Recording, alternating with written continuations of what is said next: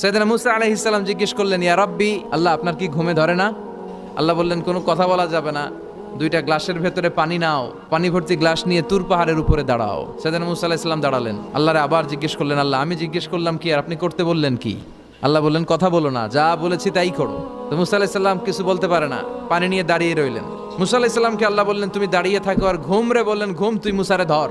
ঘুম যে এবার সাইয়েদনা মুসা আলাইহিস সালামকে ধরেছে, উনি ঘুমের ধাক্কায় আর থাকতে পারেন না, একবার ডানে যায় আরেকবার বায়ে যায়। ঘুমের ধাক্কায় হঠাৎ করে কাত হয়ে পড়ে যায় আর গ্লাসগুলো মাটিতে পড়ে খান খান হয়ে ভেঙে যায়। আল্লাহ ডেকে বললেন, মুসা বেশি কিছু হেফাজতের তো দায়িত্ব দেই নাই, শুধু দুইটা গ্লাস হেফাজতের দায়িত্ব দিয়েছে, ঘুমের কারণে এগুলোর হেফাজত করতে পারো নাই, ভেঙে খান খান হয়ে গিয়েছে।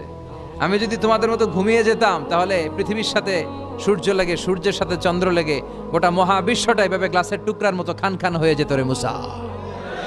এজন্য লা তাখুযুহু সিনাতু ওয়ালা নাওম, আমার ঘুমেও ধরে না, ঘুমের আগে যে তন্দ্রা আসে ওইটাও ধরে না।